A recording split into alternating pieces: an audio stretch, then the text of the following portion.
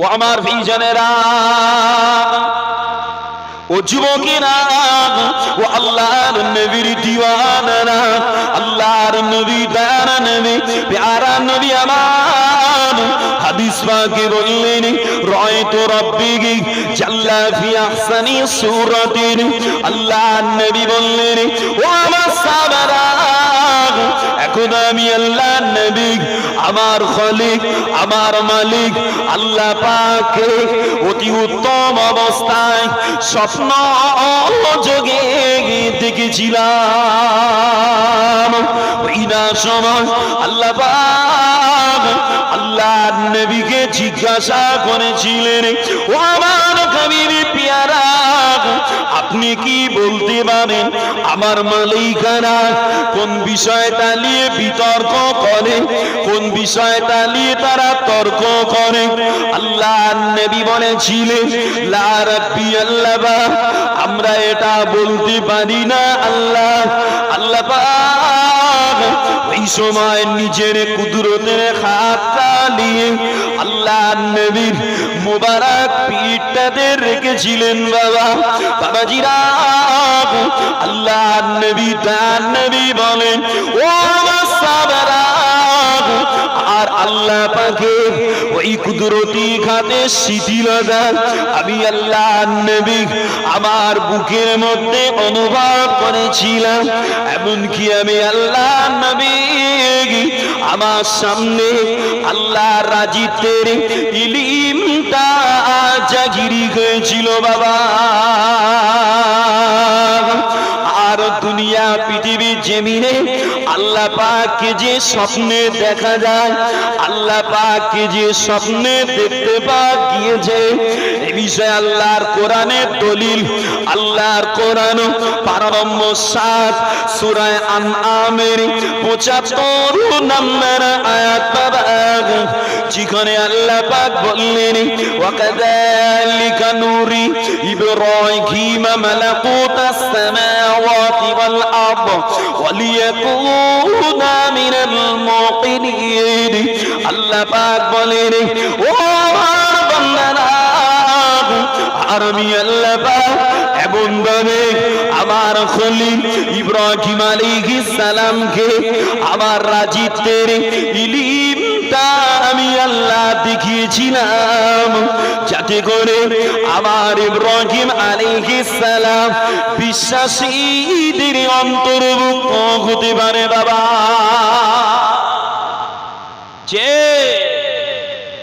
আর এইভাবে স্বপ্নে আমার নবী পাক যে আল্লাহকে দেখেছে, এটা যে দেখা সম্ভব আল্লাহ তা কোরআনে উল্লেখ করেছে, যে শুধু আমার হাবিবকে নয় বরং আমি ইব্রাহিম আলাইহিস সালামকেও দেখা দিয়েছিলাম। বলেন সুবহানাল্লাহ।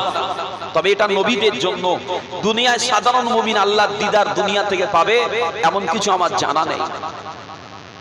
ও আমার ভাইজানেরা, আল্লাহর নবী তার নবী আল্লাহ পাকের কুদরতি হাতে সোয়া লাগার পরে আল্লাহ পাক আল্লাহর নবীকে আবার জিজ্ঞাসা করেছিলেন, ও আমার হাবিব প্যারা, আপনি কি এবার বলতে পারেন আমার মালিকানা কোন বিষয়টা নিয়ে বিতর্ক করে? আল্লাহর নবী বলেছিলেন, রব্বি আল্লাহ পাক, হ্যাঁ আমি বলতে পারি আপনার মালিকানা কাফারাত নিয়ে বিতর্ক করে আল্লাহ। আর কাফারাতটা হলো দুনিয়ার জমিনে কষ্ট হওয়া সত্ত্বেও ভালোভাবে ওযুখানা করা, ভালোভাবে ওযু করে আল্লাহর ঘর মসজিদে গিয়ে নামাজটা আদায় করা বাবা।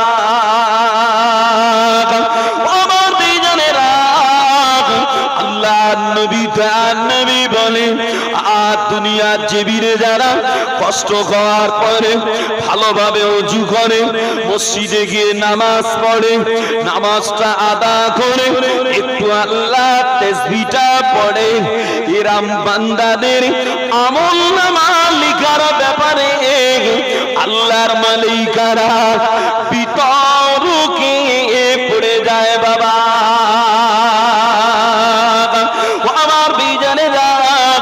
আল্লাহ নবী আরো বলেন, আর দুনিয়ার জমিনে যারা এমন ভাবে নামাজটা আদা করবে, আল্লাহর ঘর মসজিদের সঙ্গে সম্পর্ক রাখতে পারবে, আমার আল্লাহ পাক দুনিয়ায় দেবেন তাদের শান্তি, আর পরকালে দেবেন তাদের মুক্তি। বাবা, এ বিষয়ে আল্লাহ কোরআন পাকে জানিয়েছেন।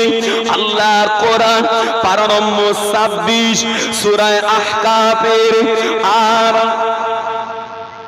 15-16 নম্বর আয়াত। বাবা, যেখানে আল্লাহ পাক বললেন দুনিয়ার জীবনে যারা পিতামাতার খেদমত করে, সন্তানাদি ভালোভাবে মানুষ করে, আল্লাহর আইন পালনে দিল মন নরম রাখে, আবার আল্লাহ পাক এদের ব্যাপারে বলেন উলাইকা আল্লাযীনা নাতাকাব্বালু আনহুম আহসানা মা আমিলু ওয়া নাতাজাওয়াজু আন সাইয়্যাতিহিম ফি আসহাবিল জান্নাহ।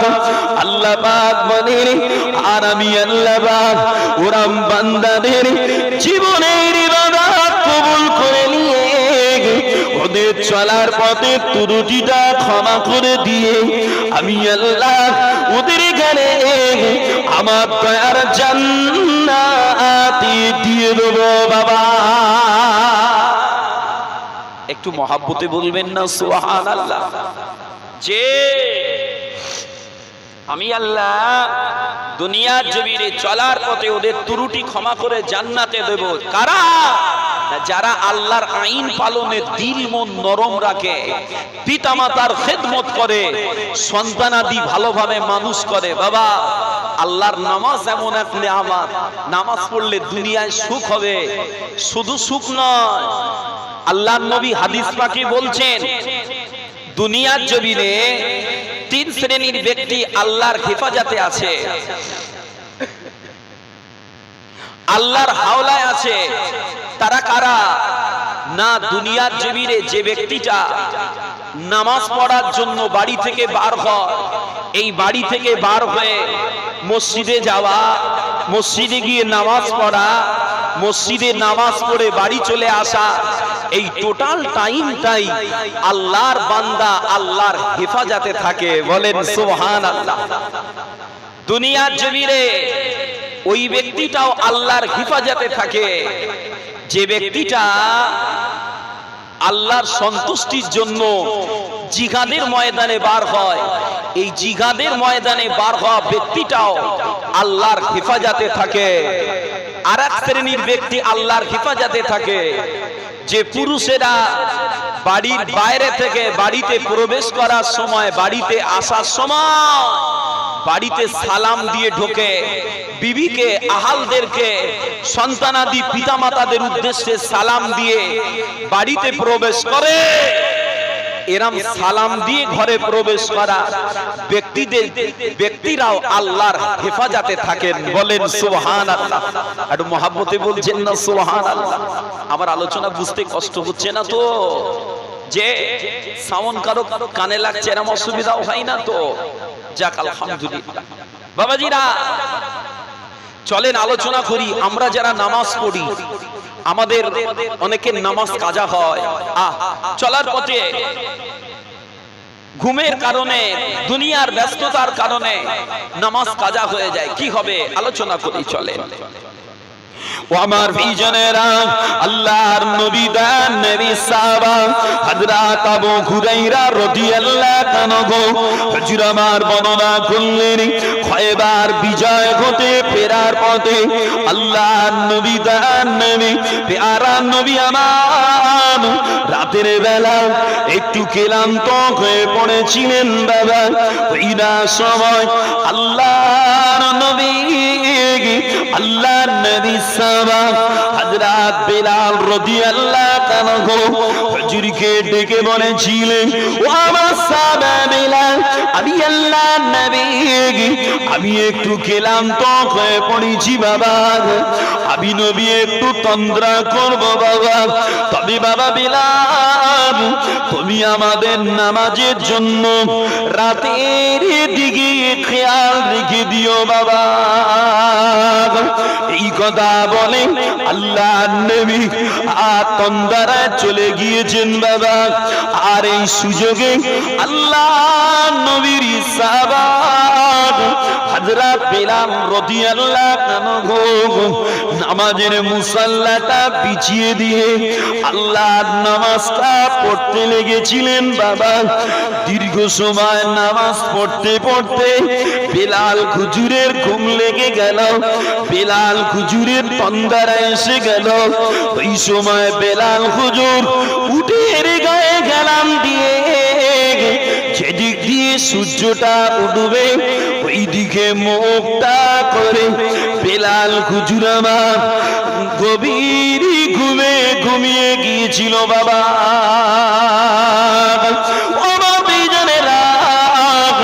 সবাই যখন ঘুমিয়ে গেল, অপর দিকে রাতের আধারটা কেটে গিয়ে সূর্যের কিরণটা ফুটে উঠল বাবা। দিনের আলোটা জাগিয়ে গেল। আর এই সূর্যের আলোটা যখন আল্লাহর নবী দয়ার নবীর মুবারক জিসিম শরীফে পড়েছিলেন বাবা, ওই না সময় আল্লাহর নবী সর্বপ্রথম ঘুম থেকে তন্দ্রা থেকে জাগ্রত হয়ে আল্লাহর নবী সাহাবা বিলাল হুজুরকে ডাক দিয়ে বলেছিলেন, ও আমার সাহাবা বিলাল, তোমার কি হলো বাবা? তুমি তো তোমার দায়িত্ব পুরা করতে পারলে না বাবা, তুমি তো তোমার কাজ পুরা করতে পারলে না বাবা। বিলাল হুজুর বলেছিলেন, ও আল্লাহর নবী, ও আল্লাহর হাবিব পাক, আপনাকে যে তন্দ্রা ক্লান্ত করে দিয়েছে, আমাকেও ওই ঘুম আমাকেও ক্লান্ত করে দিয়েছে হুজুর। আল্লাহর নবী আর দ্বিতীয় কথা না বাড়িয়ে সাহাবা হুজুরদের সাথে করে নিয়ে আবারও পথ চলা শুরু করেছিলেন বাবা। আবারও কিছুটা রাস্তা চলে আল্লাহর নবী নিরাপদময় একটা জায়গা দেখে ওযুখানা করে নিয়ে নামাজের মুসাল্লাটা বিছিয়ে দিয়ে আল্লাহর নবী সাহাবা বিলাল হুজুরকে ডেকে বলেছিলেন, ও বাবা বিলাল, ইকামত দাও, ইকামত দাও। আমি আল্লাহর নবী ফজরের ফরজ নামাজের ইমামতি করব বাবা। বাবাজিরা, ওই দিনে আল্লাহর নবী আমার সাহাবা হুজুরদের সাথে করে নিয়ে ফজরের ফরজ কাজা নামাজের ইমামতি করেছিলেন বাবাজিরা। এই নামাজটা আদা করে আল্লাহর নবী সাহাবা হুজুরদের উদ্দেশ্যে বলেছিলেন, বাবা সাহাবারা, মান নাসিয়া সালাতা ফালিউসাল্লিগা ইযা যাকারাহা। আল্লাহর নবী বলেন, যদি কোনো ব্যক্তি নামাজ পড়তে ভুলে যায় কিংবা যদি নামাজ কাজা হয়ে যায়, এরপরে যখনই তার নামাজের কথা স্মরণ হবে তখনই যেন ওই নামাজটা সে আদা করে নেয়। কেননা আল্লাহ কোরআন পাকে বললেন, ওয়াকিমিস সালাতা লিযিকরি, বান্দা আমার স্মরণে তোমরা আমার নামাজটা আদায় করো। যে অতএব নামাজ কাজা হওয়া স্বাভাবিক, তবে ইচ্ছা করে কাজা হওয়া আর ঘুমের কারণে কাজা হওয়া, যে ঘুমিয়ে পড়েছি উঠতে পারিনি, কি করব, কখন আজান হয়েছে কানে শুনতেই পাইনি, নবী বলছে এরপরে যখন ঘুম ভেঙে যাবে তখনই নামাজ আদা করে নাও বাবাজিরা। আর এই নামাজের আল্লাহর নবী খুব গুরুত্ব দিয়েছেন, খাস করে আমাদের জন্য নামাজ ফরজ করেছে 5 ওয়াক্ত। 5 ওয়াক্ত, এই 5 ওয়াক্ত নামাজের ভিতরে 2 ওয়াক্তের নামাজকে আল্লাহর নবী খুব গুরুত্ব দিয়েছেন। সেটা কোন নামাজ? একটা হলো ফজরের নামাজ, আর একটা হলো আসরের নামাজ। এই 2 ওয়াক্তের নামাজে আল্লাহর নবী খুব তাকিদ দিয়েছেন। কেন? এই ওয়াক্তে কি নামাজ বেশি আছে? একটু কথা বলেন, নামাজ কি বেশি আছে? নামাজ বেশি নেই। ফজরের ওয়াক্তে 2 রাকাত ফরজ, 2 রাকাত সুন্নাত। এই সুন্নাতটা সুন্নাতে মুআক্কাদা। কেউ যদি এই ফজরের সুন্নাত নামাজ না পড়ে গুনাহগার হবে, নামাজ পড়তেই হবে। আর আসরের ওয়াক্তে 4 রাকাত ফরজ, 4 রাকাত সুন্নাত। তবে এই সুন্নাতটা সুন্নাতে গায়রে মুআক্কাদা। কেউ যদি আসরের 4 রাকাত সুন্নাত নামাজ না পড়ে গুনাহগার হবে না, তবে পড়লে কিন্তু আল্লাহ অনেক খুশি হবেন, বলেন সুবহানাল্লাহ। কিন্তু আফসোস, এই আসরের ওয়াক্তে 4 রাকাত সুন্নাত সমাজ থেকে প্রায় উঠে গেছে। মুসল্লিদের সময় আছে, সুযোগ আছে, 5 মিনিট 10 মিনিট আগে গিয়ে মসজিদে বসে আছে, তবে আসরের সুন্নাত নামাজ পড়ে না। পড়বে, অনেক অনেক মূল্য, যে অনেক মূল্য আছে, না পড়লে গোনা নেই, কিন্তু আপনি পড়লে কিন্তু আল্লাহ অনেক খুশি হবে। এবার আসেন, আল্লাহর নবী এই নামাজে এত তাকিদ কেন দিয়েছে? না, এই নামাজে ফজরের নামাজের আগে আছে আরামের ঘুম। ঘুমের কারণে হয় ফজরের নামাজ কাজা, আর আসরের নামাজের আগে হাতে থাকে দুনিয়ার কাজ, কাজে কাজে আসরের নামাজ কাজা হয়ে যায়। আরো নবী পাক কারণ দেখিয়েছেন। ও আমার ভাইজানেরা, আল্লাহর নবী তার নবী বললেন, ও আমার সাহাবারা, তোমাদের কাছে প্রতিদিন 2 দল ফেরেশতা আসা যাওয়া করে বাবা। ফজরের সময় একদল ফেরেশতা আসে, ওই ফেরেশতারা তোমাদের কাছে এসে আসর পর্যন্ত থাকে বাবা। আবার আসরের সময় আরেক দল ফেরেশতা আসে, আবার ফজরের সময় চলে যায়। এইভাবে ফেরেশতা ক্রসিং হয় বাবা। তবে এই ফেরেশতারা যখন দুনিয়ার জমিনটা ছেড়ে আল্লাহর দরবারে হাজিরি হয়, ওই সময় আল্লাহ পাক ফেরেশতাদের কাছে জিজ্ঞাসা করে, ও আমার ফেরেশতারা, তোমরা আমার বান্দাদের কি অবস্থায় রেখে এসেছো বলো। আল্লাহর ফেরেশতারা বলেন, রব্বি আল্লাহ পাক, আমরা যখন দুনিয়ায় গিয়েছিলাম তখন দেখেছিলাম আপনার বান্দারা আপনাকে রাজি করার জন্য, আপনাকে খুশি করার জন্য আপনার নামাজে মেতে আছে আল্লাহ। আবার যখন আমরা রিটার্ন আসছিলাম তখনও দেখেছি আপনার বান্দা আপনাকে খুশি করার জন্য আপনার নামাজটা আদায় করছে আল্লাহ। বাবাজিরা, আল্লাহর নবী তার নবীতেই বলেন, লাইয়ালি জান্নার আহাদু সাল্লা ক্বাবলা তুলুইশ শামসি ওয়া ক্বাবলা গুরুবিহা।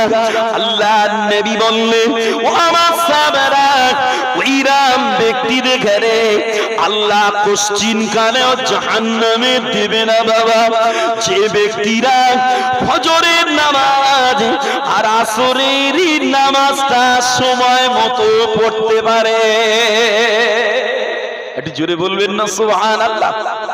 যে নবী পাক তাই বলছে, কেউ যদি ফজরের নামাজ পড়ার জন্য উঠে 1 রাকাত নামাজ পড়ার মতো টাইম হাতে পায়, নবী বলছে সে যেন পুরো ফজরের নামাজ পড়ার সময় পেয়ে গেল। অতএব নবী বোঝাতে চাইছেন ওই সময় আছে মানে আপনি পুরো নামাজ পড়েলেন, যদিও দুর্বল তবু কাজা করতে নবী পাক মানা করছে।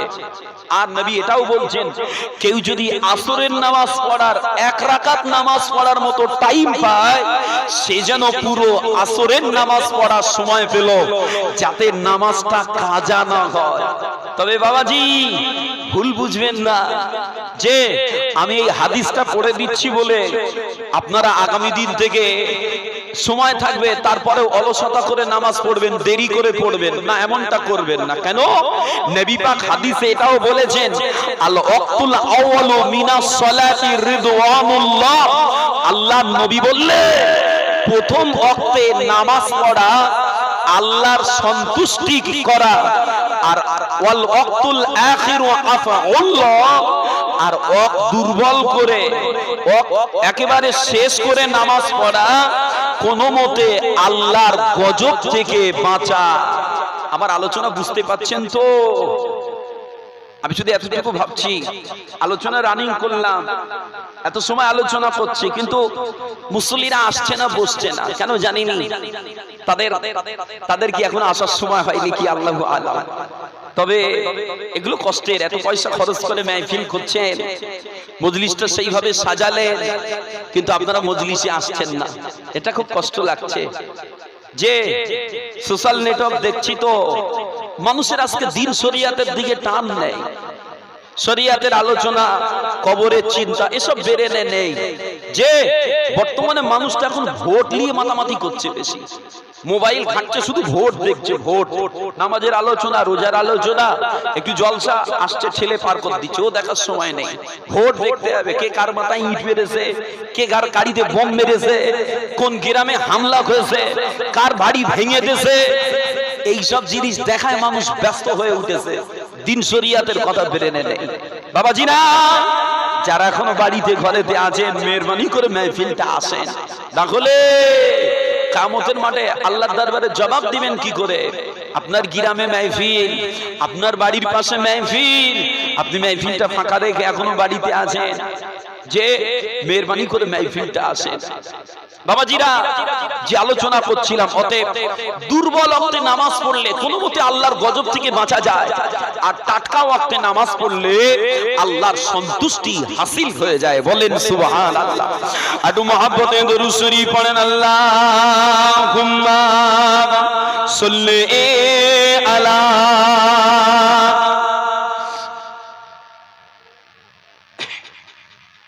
ওয়া আলা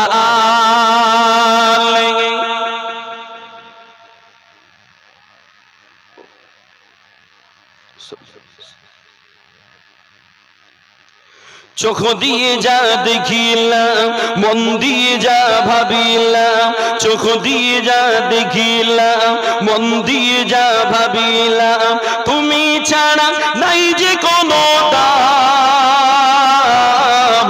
আমার আসল পরিচয় আমি তোমারই গোলাম, আমার আসল পরিচয় আমি তোমারই গোলাম।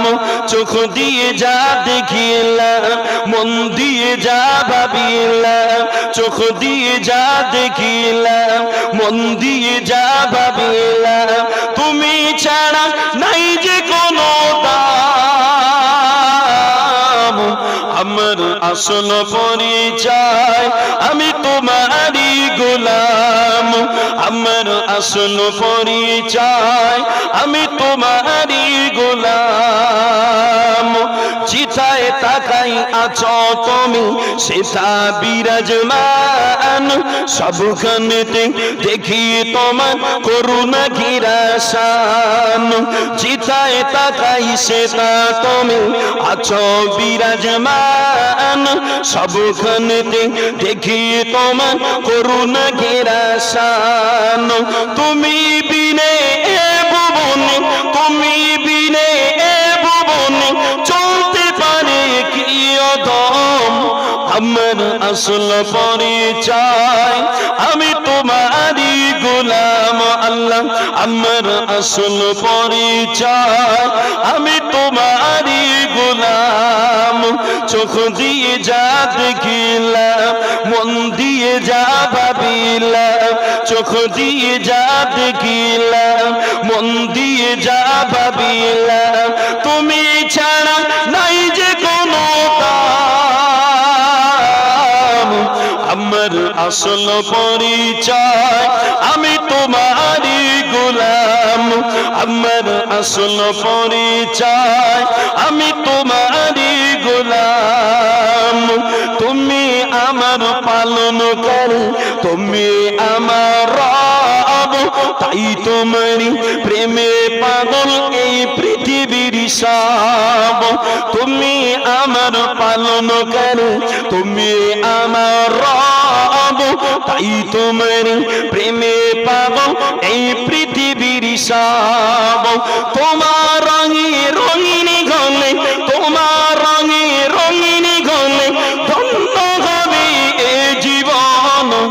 আমার আসল পরিচয় আমি তোমারই গোলাম, আমার আসল পরিচয় আমি তোমারই গোলাম। অনুতাপের অশ্রু ঝরাই তোমার দরবারে, পাপী তাপী গুনাহগার যাবে কার দ্বারে। অনুতাপের অশ্রু ঝরাই তোমার দরবারে, পাপী তাপী গুনাহগার যাবে কার দ্বারে।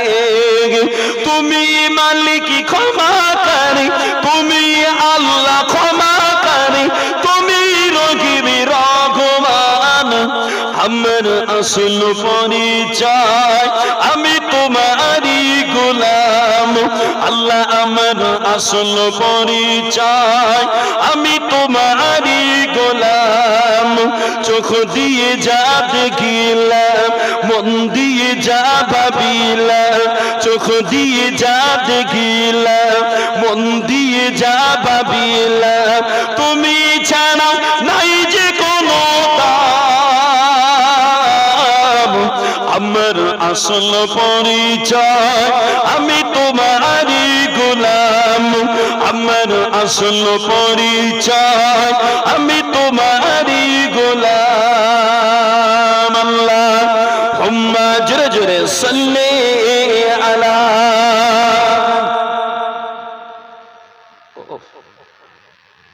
মোহাব্বত করে একটু আওয়াজ করে পড়েন না বাবা। ওয়ালা আলিহি।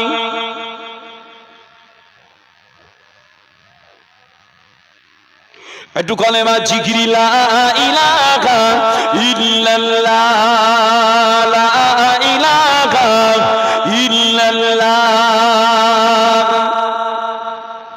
আওয়াজ করে মোহাব্বত করে পড়েন। সাল্লাল্লাহু আলাইহি ওয়াসাল্লাম। বাবাজিরা, নামাজের ব্যাপারে একটু আলোচনা করলাম, তবে এবার একটু আলোচনা করব সমাজের ছেলেরা যেভাবে চলছে, যে সোনার অলংকার ছেলেদের জন্য নবী পাক হারাম করেছেন, আল্লাহ হারাম জানিয়েছেন, তারপরেও সমাজের ছেলেরা সোনার অলংকার ব্যবহার করছে, হাতে বালা কানে দুল দিয়ে ঘুরছে, যে বাড়িতে ঘরেতে মেয়েরা বেটিরা ঝুমঝুমি ওলা নুপুর পরে ঘুরে বেড়াচ্ছে। আসে এগুলো কতটা কি হবে একটু আলোচনা করি। ও আমার বিজনেরা,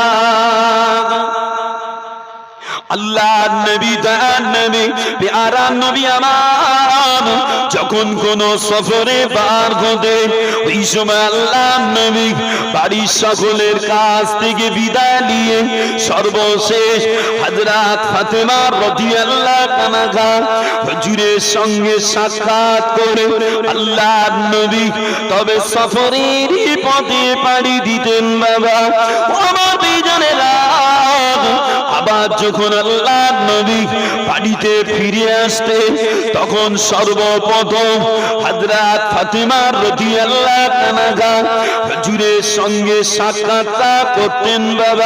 বাবাজিরা, এখন আল্লাহ নবী কোন এক সফর হতে ফিরে হযরত ফাতেমা রাদিয়াল্লাহু আনহা হুজুরের সঙ্গে সাক্ষাৎ করার জন্য আল্লাহ নবী ফাতেমা হুজুরের বাড়িতে গিয়েছিলেন। বাবা তবে আল্লাহ নবী নবী ফাতেমা হুজুরের বাড়িতে গিয়ে দেখতে পাই হযরত ফাতেমা রাদিয়াল্লাহু আনহা হুজুরের বাড়িতে প্রাণী ছবিওয়ালা পর্দাটা ঝুলানো আছে বাবা। আর হযরত ইমামে হাসান হযরত ইমামে হুসাইন রাদিয়াল্লাহু আনহুমা দুবাইয়ের হাতে রূপার বালা পরিধান করা আছে বাবা।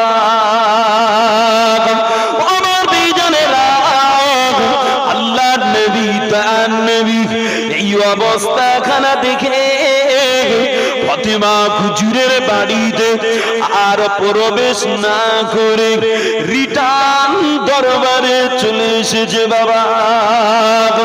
অপরদিকে হযরত ফাতেমা রাদিয়াল্লাহু আনহা বুঝতে পেরেছিলেন কেন আমার আব্বা জান আমাদের বাড়িতে প্রবেশ করলো না, কেন আমার ঘরেতে আসলো না।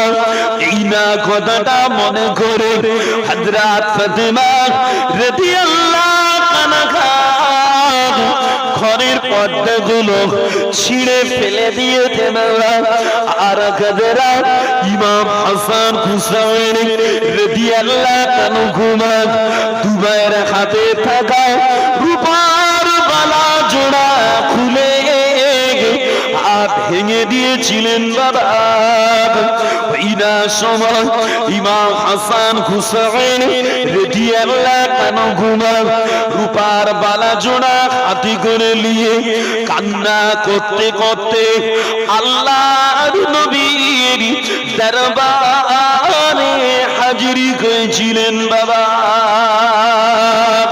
বাবাজিরা আল্লাহর নবীর দরবারে গিয়ে হযরত হাসান হুসাইন রাদিয়াল্লাহু আনহুমা কান্না করে করে নানা জানকে বলেছিলেন, ও আমাদের নানা জান, এই দেখেন না আমার আম্মা জান আমাদের বালা জোড়া ভেঙে দিয়েছে। নানা জান আমাদের বালাটা ভেঙে দিয়েছে।